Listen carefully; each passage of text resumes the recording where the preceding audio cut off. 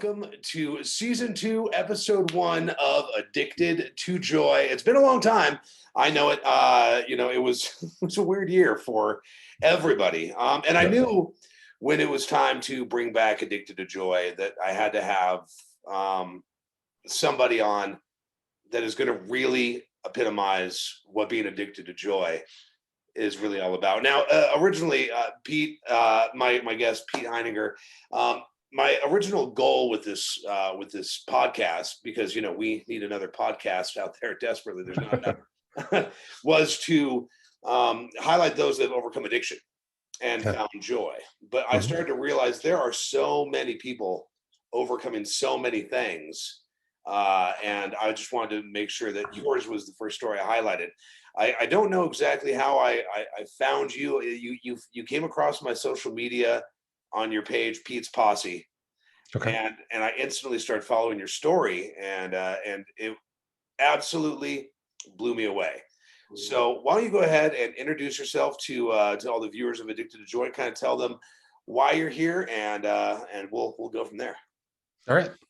Yeah, I'm Pete Heininger, and obviously live here in Colorado Springs, but over the last year, I've kind of faced a journey that I've never faced in my life, and that is kind of a battle against stage 4 colorectal cancer. And out of that, and some of the things that have happened, I moved into kind of a conviction or a passion to create a nonprofit, because I think there were so many things that I saw that cancer fighters face and go through, and yet they're not prepared, or they don't know the right answer, or nobody really gives them good enough information. And some of those things are really can hurt you, can make you feel all alone, and those things. And so really we created Stages as a nonprofit to really change the conversation and the stigma around cancer. Sure. Yeah. And how old are you? I turn 50 tomorrow. 50 tomorrow? Yeah. Man, the big 50. Yeah. You remember when we were young and like 30 seemed old? Yes. 40, yeah, may as well be dead. And then 50, well, forget about it, Yeah, exactly. Well, 40 is when everything started hurting. You thought, Yeah. 30, you kept fooling yourself, but yeah, 40, everything started to take longer to recover from. So right, yeah, exactly. Well, happy early birthday. That's yeah. I'm glad you're spending your birthday eve here, and understand that you've got some your daughters are in town visiting as well, so you're going to get to see them as a nice birthday present. Yeah, it's awesome. Yeah, we've got some from Oregon and Chicago, so it's good. Very cool. All right, so tell us what it was like, how you first discovered that there might be something wrong, and when you think like something's a little bit off, to being told stage 4 is that's right. It, that's as high as it goes. They're saying you can't get more cancer than stage 4, and the prognosis is typically not very good when they give you that diagnosis. That's true. Yeah, and I think it was very confusing for me, because I think we throw those numbers around sometimes and we don't know exactly what they mean. We just know they're worse than the previous 3 stages, right? So yeah, my journey started in kind of a weird way. I had what I thought was just I thought I was having chest pain and whatnot, and I went in and they cleared me of anything wrong with my heart in 2019. But in the process of giving me a CAT scan, they discovered a huge tumor against my heart and my lung, and a thymoma tumor. And so that kind of began these kind of weird associations with the hospital. And I say weird because I was in for one thing, and then they found a tumor, and then I had that removed, and that surgery was successful. And then I discovered a melanoma, and I had surgery on that, and it was on my leg, and I had that, and that was successful. Shortly after that, I had a clotting issue because of that. And when I went in, they fixed the clotting right away, but then they started to see lesions on my liver.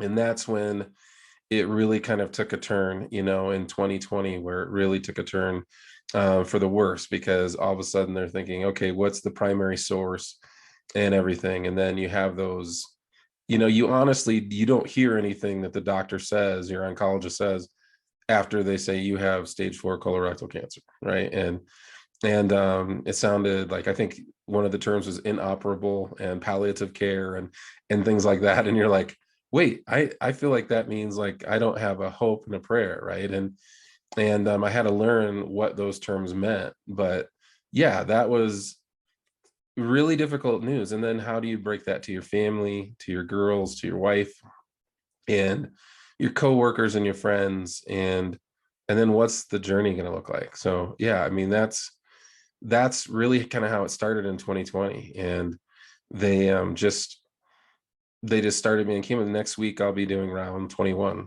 of chemotherapy. So Round 21. yeah. Wow. Okay. So rewind a little bit, because you were gracious enough to join us on Mountain Country, Yeah. to talk about your story and talk about stages. And we'll certainly talk about stages, because I think what that is so incredibly important, because even this podcast now, I know there's could be a lot of people listening that are incredibly uncomfortable, Mhm. incredibly uncomfortable, because it's one of those things that, you see stories like this and you say, I'll pray for you. What else do we do?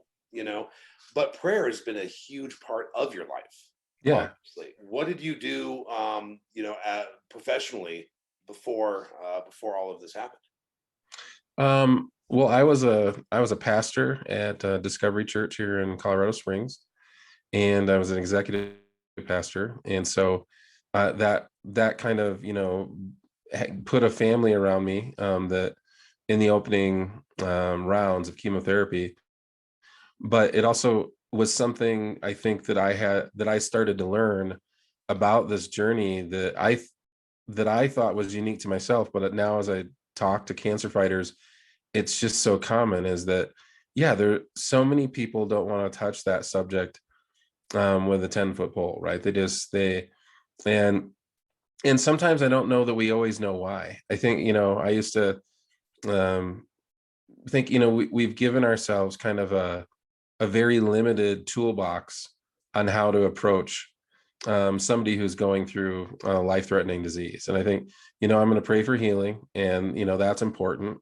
And then I think but those start to fall off if you keep battling. Like, so if you're in round 21, and you're 12 months in, or 16, 18 months in, or 2 years in, and you're fighting that battle, your friends kind of start to fall off, because what do you say after you've said, hey, I'm praying for healing for the 18th time? And so you start to, basically, what ended up in the beginning being a big rush of people to come alongside you, people started to fall off, I think, within like the first 45 days. And that was a shock to me. I didn't see that coming. And of course, I don't have any animosity or judgment towards it, because I know they love me. I think it's just what you said. I think there's so much that we could do to talk about joy and hope. And those are the things that can be with us in the midst of anything that we're facing. Yeah. And so, I want someone to pray for healing, but, Well, and I don't, but I definitely want, people to say, hey man, I hope whatever you're going through this week, like, that you can just power through it and have hope and joy, because it's a grind. It's just a grind. well, and just like anything else, I was listening to I'm sure you probably know who Kevin Smith is, Mhm. Jay and Silent Bob. And what was about like 3 or 4 years ago, he unknowingly had like a massive heart attack, and he was 44, 45 years old. And when he got into the emergency room, the doctors basically said 15-20% chance you're going to make it out of this, and handed him the phone and said, it's your wife. Would you like to talk to her? And he said, no, tell her I'll call her later. He said, because had I taken that call, that would be me saying, I give up. I quit. Instead of Mhm. you just saying, like you said, it's a grind. And, Yeah. and instead of just always like, which I'm sure you went through, because I know we've discussed this before, instead of just looking at you like suddenly like Pete, the guy with cancer, Mhm. you just want to be like Pete, the Chicago Bears fan, even though the Broncos are better. I, Yeah. I had to, but that's the thing, is suddenly you're around the same guys, watching the same game, eating the same food, doing the Mhm. same thing, but suddenly there's this giant elephant in the room that doesn't have to be there, you know? Yeah. You're fighting something, you're grinding something, but that doesn't mean you want to be seen as Pete the cancer guy. Right. Right. And no cancer fighter wants that. I mean, they just want some normalcy, right? They want to be able to just sit around and get their mind off of it. So much of the grind is mental health. I mean, it is really facing, at night when you're kind of alone by yourself trying to fall asleep and you have pain or you can't fall asleep or you're going through some chronic issues. That's when you're most alone. So if you could have had time with a buddy, like right before then in the evening, and you guys were talking fantasy football or just hanging out or doing something, your mind gets off of that and you don't think about cancer and you can kind of find sleep and peace. But if all you are is alone, right, and you're alone in that pain and that sleeplessness, it gets really hard because you're just it's yet another night where I'm probably not going to sleep that well and it's going to be rough. And so I think you can't express how important it is just to be there for people. And I know that's kind of cliche, but that's why I've spent so much time writing blog posts and stuff like that around so many people who've done so many things, because it literally, there's 101 ways to come alongside somebody in a fight, and it's not complicated, and it really is meaningful. Right.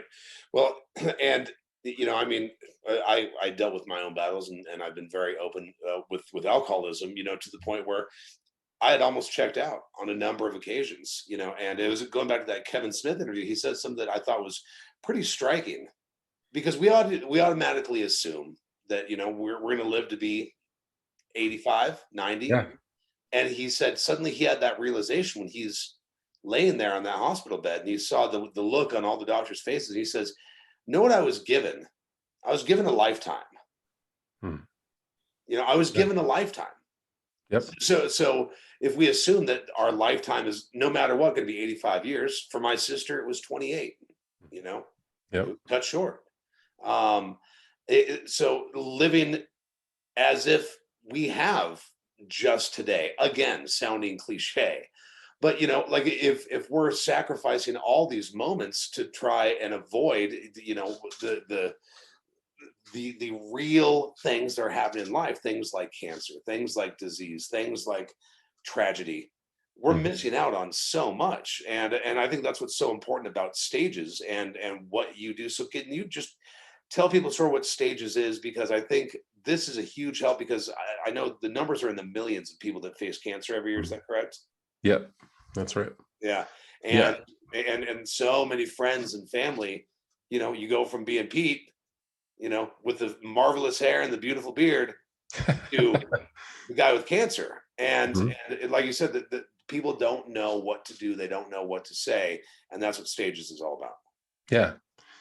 Yeah. And stages, was the dream child of trying to walk. Like if I were to take somebody by the hand and say, okay, you just got a diagnosis and now you're facing a bunch of unknowns, a bunch of first, and so is your wife or your husband or your child and whoever is the fighter, right? And you have these first. I want to grab your hand and walk you through what those, first 30, 60, 90 days are going to be like, so that you take the moment to pause, you take the moment to take a deep breath, you take a moment to have to really come to grips with your mortality, that you can take a moment to not get over consumed and put some health into your life and some people into your life, and make sure that you're scheduling those things, that they're on your calendar, that you're not just willy-nilly hoping somebody comes, but you're proactive. And I just can't imagine having gone through it, just it's just so difficult for a family to think through all those things, because again, you heard stage 4 cancer, you heard chemo, you have no idea what that's going to look like.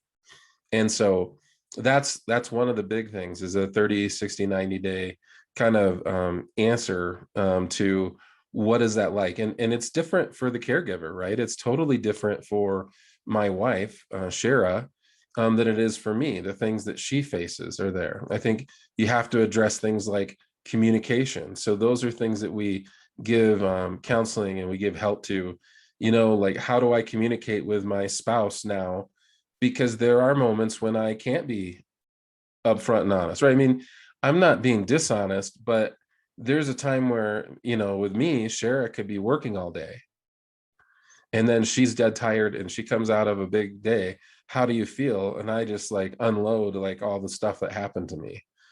And that's not fair. So there's times where we just kind of look at each other and I'm like, I'm going to tell you I'm fine, right? And you probably know I'm not, but that's okay. And I think you have to kind of set those boundaries in your relationship and then put other people in those spaces that can kind of take that news, who are willing to do so for you, and really develop that. So there's a lot of that the Stages seeks to accomplish.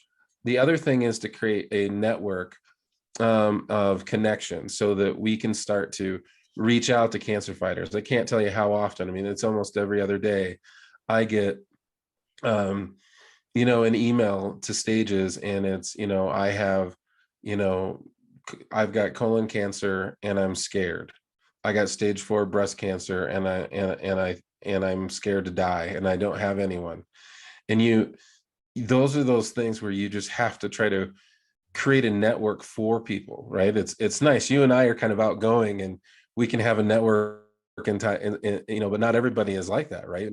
We have a lot of people who face cancer who maybe only have a circle of friends of 3 or 4 people, and they're introverted. So how do you help them create a network where some people can come alongside them and make sure they're checking on them? So that's the goal as well, is that as we grow Stages, that we start to put some beachheads in some cities nationwide, so that we can start to create a group of people who can be there, that can support cancer fighters who are just going through it, right? And I think that can be comprised of churches and other people within the community who probably have faced cancer to some degree in their own. They've had a loved one that's faced it, they've faced it themselves, and now they kind of, in a sense, have been rescued, so now they want to get in part of rescuing somebody else, I think. And so those are the big goals for Stages, is creating that network and that support group. Absolutely. It's stages.org. Is that correct? Stages.community. Yep. Stages.community. My apologize. Yep. So go to stages.community and you can get involved that way. Yep. Perfect. And I mean, I can't put into words how powerful that's got to be for somebody. Like you said, I've got stage 4 breast cancer and I'm scared to die. Mhm. Because most people, if you come up to me and say, I've got stage 4 colorectal cancer, Johnny, and I'm afraid to die, because I've never experienced that fear. Most people haven't. Right. So to be able, like you said, to create a network where you're like, okay, I'm about to enter my first round of chemotherapy. What is this going to be like? Mhm. My wife is completely pulled away. What do I do? Right. So Right. to have people in a network like this, I think is so incredibly valuable. Because you said, like, the cancer, that's a son of a gun, but the mental anguish, especially when you don't have a way to communicate, Mhm. that's probably the most devastating part of it. Yeah. And there's such an up and down to it. I mean, like, we talked about the grind, for people, but like the last several weeks, my cancer marker number has been going up. So then we decided, okay, we've got to run MRIs. I had 2 MRIs this week, one yesterday and one today, right? And I'll go over those results with my team next week. But again, like, that gets in your head, and you're like, it's just that grind. It's like it can never end. I just wrote a blog post just a little bit ago where I was just trying to describe as raw as I could that I just hate this disease. I mean, it just eats away at everything that you are, and it makes you feel like, if it makes you feel weak and dependent, and all these people want to love you and care for you, but you think, man, if I let them do that, then it says something about me, or and those are hard things to face when you just don't have energy.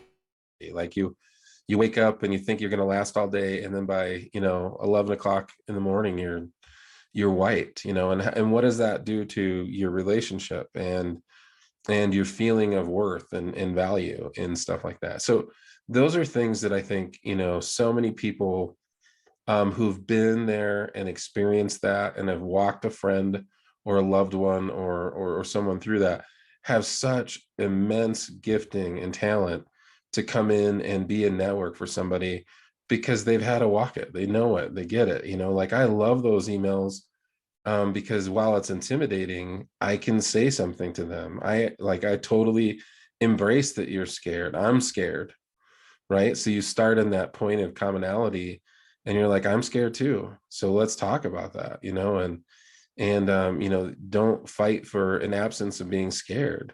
That's okay. You're going to go through that up and down so much. Yeah. Um, is facing your own mortality the scariest part of this, or is it the what you may leave behind? I mean, being a man of God, Mm, I certainly would imagine that. I mean, it's the unknown. It's the great unknown. No matter whether we live to be 100, or I walk out the front door and a light pole falls over on me. You just don't know. There's right. no predicting how this thing is going to go. But what scares you the most about this, Pete? I think the first thing, and it comes back often, is the mortality. I think because there is so much unknown. The Bible doesn't give us a ton of, what is there for the thereafter and everything. And so you're left with, sometimes cliche verses and stuff like that. And people are trying to quote them to give you peace, but at the same time, you're like, hey, especially, I, none of us have lived a perfect life. And so as we have to come to grips with our own mortality, we have to come to grips with our own failure and sin and the challenges that we face, and being able to forgive ourselves, because it's really not that we need forgiveness or need him to, open up another layer of forgiveness for us. It's because I can't forgive myself, or I have this idea that I need it, I didn't perform well enough. And I think you can battle that, and that makes it really scary to face your mortality. And then I think if you've seen, death, I think losing my mom to metastatic melanoma of the liver, I watched her, go from a hospital diagnosis to in 72 hours she died.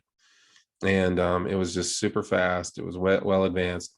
And I remember just like watching her struggle for breath and putting drops of morphine under her tongue. And those are the things that you get in your head too. Like, what's that going to be like? I mean, what is she thinking? I can't tell.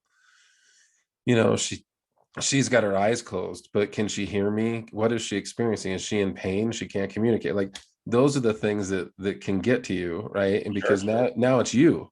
Yeah. And you're like, well, when's that going to happen, Yeah. right? And then when you get these cancer things that come up, like, oh no, it's come back, or there's another spot, or something that so many people face.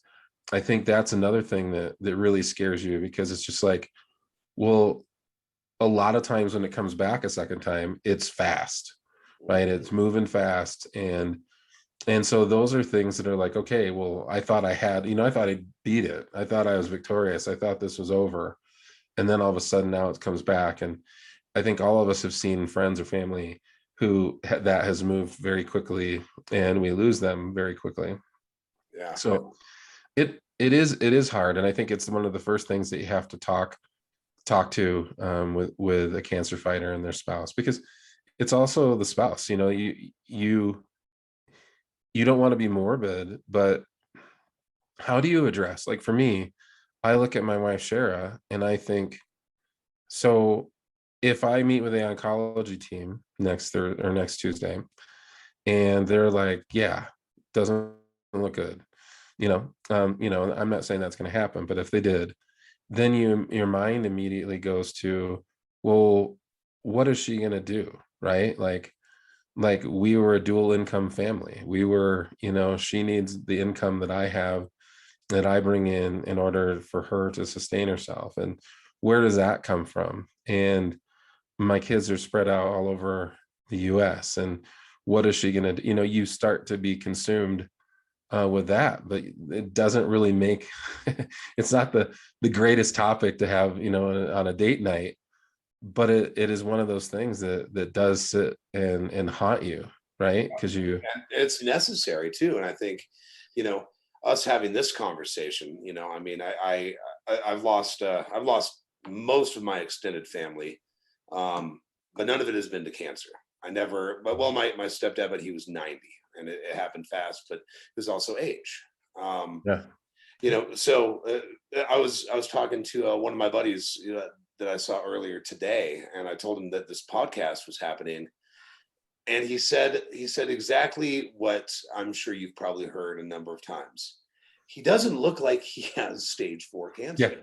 Yeah. You know, Exactly. and that's why, like, on all your posts, you know, there's you know, if you have to like go back in the hospital because you had chest pains or whatever it is, you know, or you coming out of you know, your infusion for the 20th round, I'm just like, man, you make a hospital gown look good. Your hair's on point. The beard looks great. Because yeah, we get it. You're in the hospital, Mhm. but man, look at that hair. Come on. Yeah. Give the man Yeah. some love. You know, like, it doesn't need to be gloom and doom. Like, positivity, joy goes a long way. And you know, you are, I think, addicted to joy and bringing that to people because you are scared, but you're doing this anyway. Yeah. Yeah. I think the fight is there. I think you just are like, okay, I'm not going to go down easy. There's only so much I can do. I'm kind of at the whim and the mercy of some of this. And so I'm gonna fight for the hope. I'm gonna fight for the joy. I'm gonna fight to be strong for other people. But I'm gonna be honest, right? I think the thing I always try to avoid is being too Pollyannish about stuff where you're trying to make it sound like everything's great when the truth is like it's. So I'm always trying to be very raw and honest at the same time that it does get hard from time to time, but then the fight, that's the grind, that's what we're in this for, right? And that's what that community around me is has been great, because I'll post something like that and I'll hear from you, I'll hear from my buddies, I'll hear from my friends, and they'll encourage me, and that helps me start to gear up and fight, and then that gives, I think, other people strength who are just going through it, right?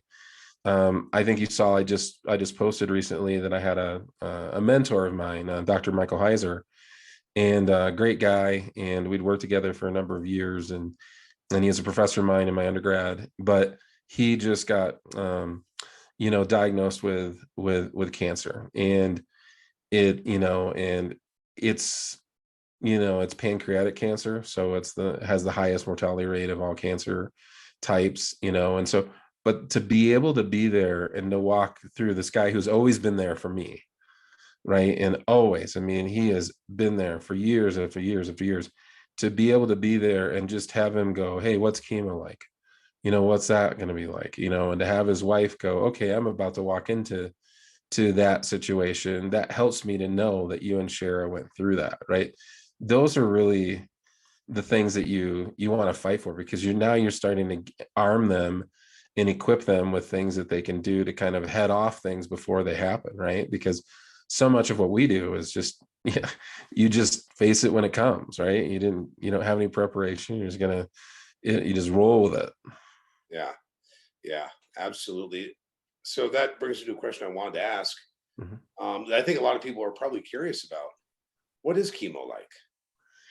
Chemo is an interesting thing, because so much of it is just you're in a room, and I thought I'm going to be in a private room, man. I wasn't. I'm in this room with 40 other people or more, and they're right next to you, You said and there's of course, 40, like 40?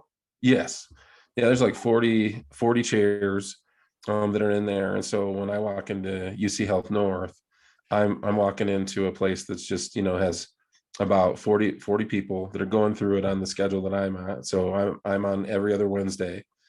And then you get a chest port. So you get this port that's installed that kind of runs to a catheter to your heart, so that they can put these drugs in, and you don't have to constantly be poked with an IV and a needle all the time.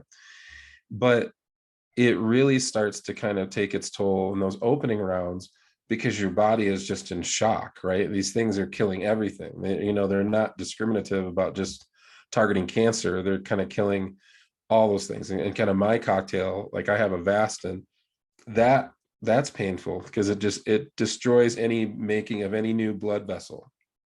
So each of those things can bring its own challenges, right? So for me, I could get, I've had a constant bloody nose for basically the last 6 months, and stuff like that. So those are things that are just the reality of those things. But the chemo is also a place, an infusion that is a dream. It is actually wonderful.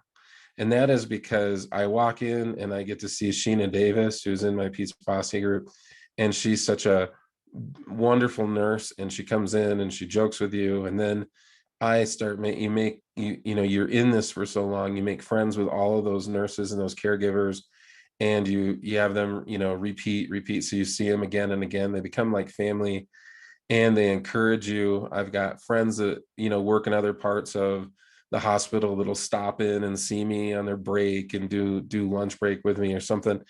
And so it's also this beautiful family of people that you can see, right? And I think cheer on and get to know and celebrate in all of that too. So I think that's the thing to me. Like I try to set a goal of trying to make people laugh, trying to figure out what they're doing, during the summer. Are they doing something cool? Where are they going on vacation?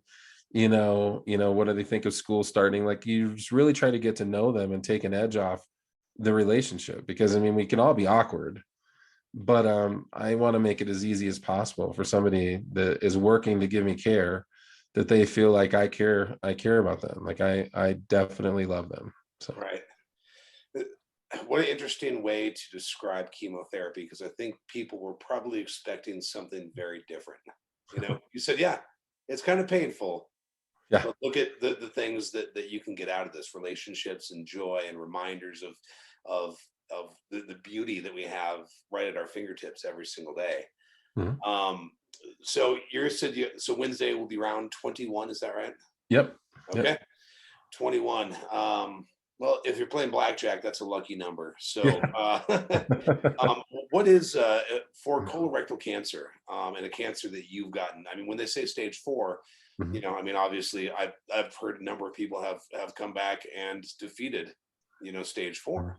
Mhm. What is the prognosis they are giving you at this time? Did they tell you initially? Has that changed?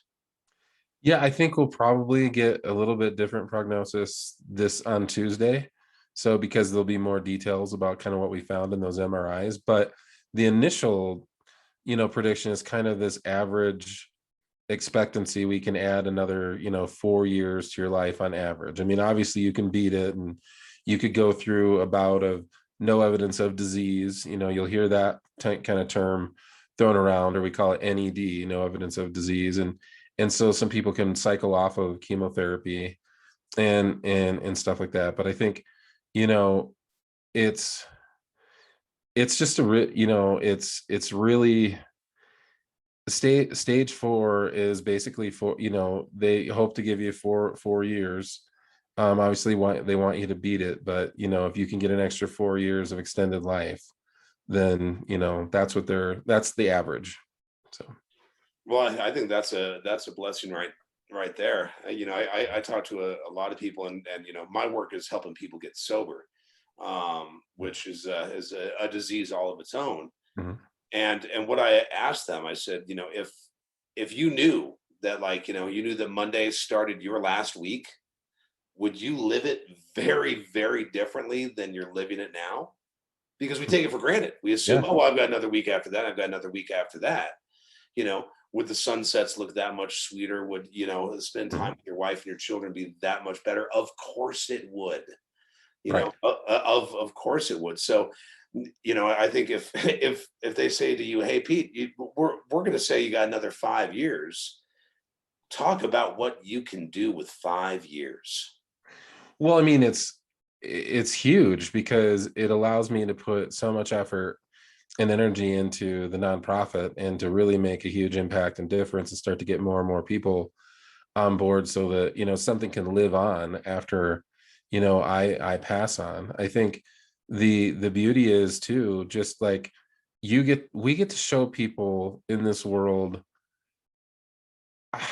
what it's like to die well. I guess that's something that has always been on my mind with the diagnosis, is that, so many times, you can talk about being scared, you can talk about all the problems, how you feel, and all those things. But when we say that we have this hope, and when we're a believer and we have a faith and everything, we have this ability to show the entire world, like, hey, this is what it's like to live well. Like, I'm gonna end on a high note. I'm gonna do as much as I can, when I can, right? And I think those are so so important of an approach, because you otherwise you just get consumed by it. And I think for me, 4 years, man, I can accomplish so much in 4 years, but with help and with others and with people, we can accomplish so much in 4 years and reach so many people. So to me, it's just,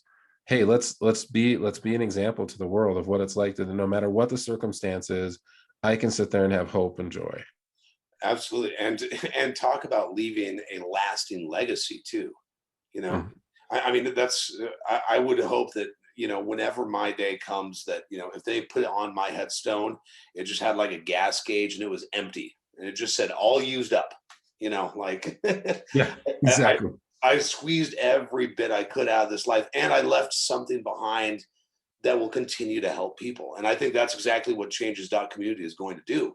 Mhm. Is after you're gone and anyone else you helped is gone, or other people that beat it, or you beat it, whatever the case may be, whatever the future looks like, the fact that you've created something that is Mhm. it's that elephant in the room that no one wants to talk about, and you're talking about it, and making that elephant everyone's friend. Yeah, yeah.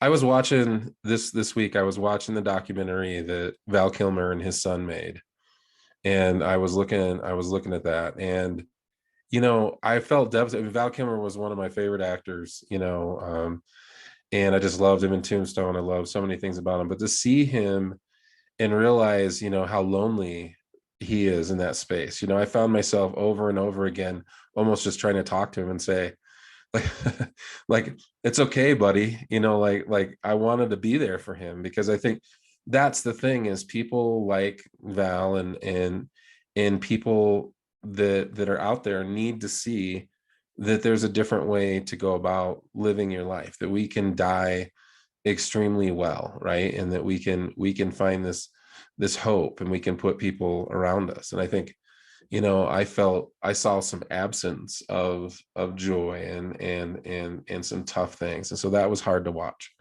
But I'm encouraged, because that's my goal, is to find all the Vals out there Yeah. and encourage them. Yeah, and you're doing it though, and that's the thing. Is I want to share your story as loud and as wide as possible, because I think it's so incredibly valuable. How is your wife doing? I mean, the tributes you give to her on your page, and the logs you've written about her, but I mean, she has accepted this is for what it is, and Mhm, I'm sure you've had to talk about those situations that may arise, some maybe sooner rather than later, you don't know. mhm. But where do you think she's at, and what advice can you give to other spouses? um I think the caregiver is in a tougher role many times than the cancer fighter. It sounds counterintuitive, but I really believe it's true, because there's so much that they're trying to do for you and remain positive, but they're still trying to come to grips with what's life like, post Pete, or is this gonna be a bad diagnosis? Is How fast is this gonna move? What do we have to get ready? And yet not wanting to panic and not wanting to go through those things. So I think for Shara, I mean, it has been so difficult. I mean, it's just really, really a difficult thing. And I think what has saved her is just the way that she plugs into her different friend groups and gets support, and people are there for her, and builds a community, because there are so many times where she's got to just check out and go somewhere. I mean, she just can't face that, every week. Like this past week, I've been really rough, physically. And so, you're seeing that every day when you're the caregiver. It's not like, some people see me post something on Facebook or something, they see me smile for 5 minutes, right? But, she sees me laying on a bed, like, coughing and sputtering and different things like that. And so those are extremely hard, for her. Yeah. So And again, another value that changes community is going to is going to bring. mhm. Um, what in this entire journey, we'll start to wrap this up. What what in this entire journey has scared you the most? L- I think just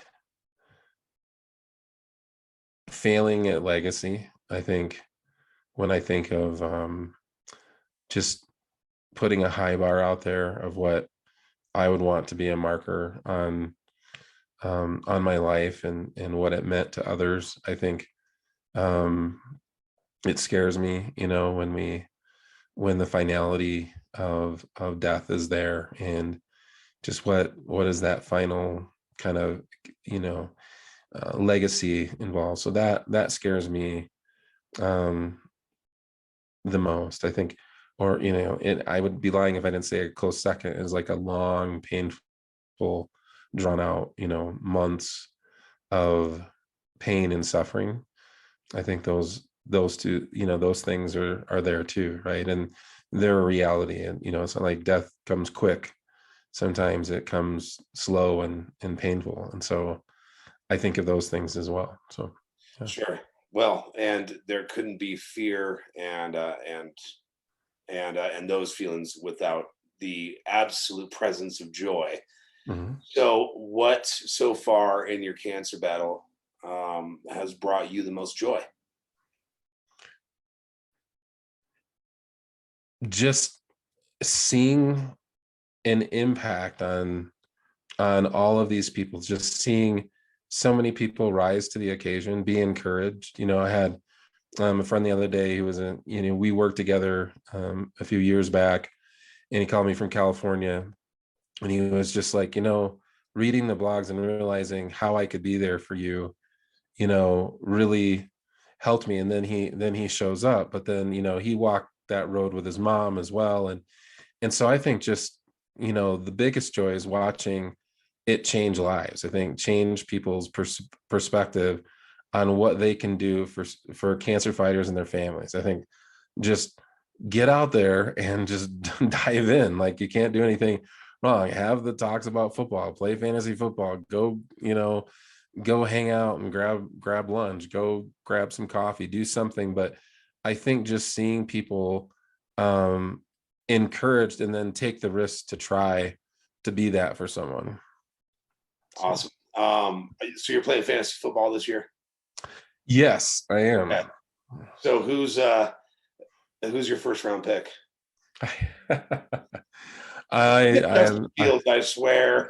no, no, in the past I think I've been that guy who's like, oh, like I pick a bunch of bears.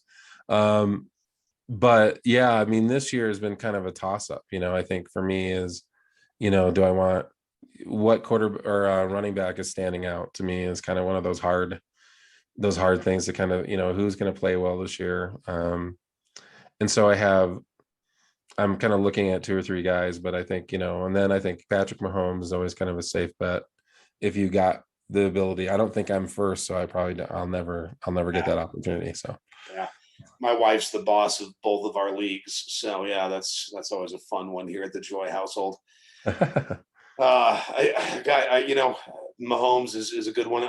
I almost want to put my because I wanted to see him in my version of blue and orange. I was kind of hoping for Aaron Rodgers as a Bronco, but one final hurrah with the Packers. Maybe he'll just come out to blow the doors off, have an MVP season at 38, a second MVP season.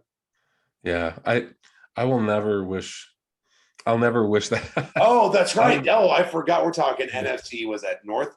yeah, Yeah, yeah. So yeah, he's always been our rival, and yeah, he hates us. So, yeah. yep, the feeling's mutual. Can't do it. Can't do it. And Oh, real quick, I want to ask because a lot of people said, that I've talked to about that saw you on Mountain Country and have followed you since. We're talking about the fact that you've got this hair and you've got this beard and you're in chemotherapy. It's radiation that will knock that out if you have to have it, right?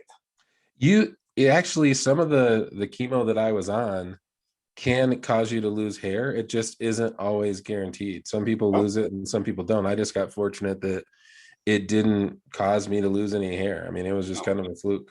Yeah, So see, you have to have a face for the brand, like if you're yeah, that's right. gonna show you how good cancer can look, well, by by God. Okay, and if people want to get involved with changes.community, what's the best way to do so, and how can they help spread the message, donate, or get this cemented in more places? Yeah, I think you go to stages.community and there's a number of ways to kind of sign up on the newsletter and we'll start communicating with you.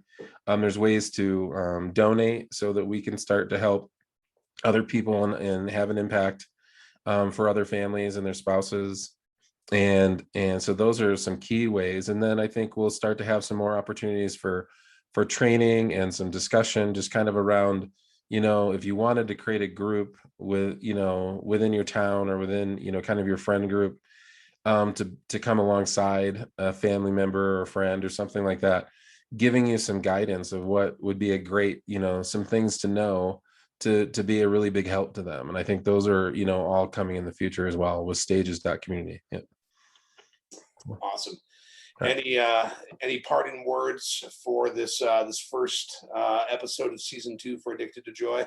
Well, you'd like to, if you had to put, that one thing into someone's head right now that might be going through this, or that might just need to find that little bit of sunlight. Yeah.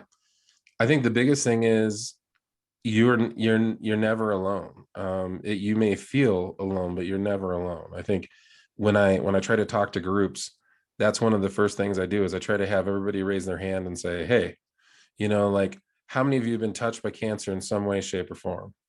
And the whole room lists their hands up. And I said, okay, well, let's talk about that. So, my name is Pete and I'm a stage 4 cancer fighter. And then I asked them to, call out, you are not alone, right? And then you just keep repeating it, because I think those are the things that really matter, is that everyone feels alone. So my big thing to you is, if you're going through it, whether you're a spouse, whether you're a cancer fighter, and maybe you've lost a loved one or you're watching a loved one suffer, just know you are not alone. Just reach out to us and we will get with you as soon as possible. So That's amazing, man. That's amazing. Well, so much love, and with your meeting on Tuesday to see what those MRIs say, to see what direction you're going, one way or the other. I mean, to yeah, see if there's a new path that needs to be taken, or maybe it's some better news. You just never know. And then on yeah, Wednesday, stage 21.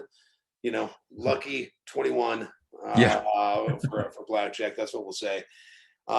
Pete, it's my honor, it's my pleasure, and we'll keep spreading this word. I'm going to, and I hope our viewers do here as well. Nothing but love and All right. respect for everything you're doing, man.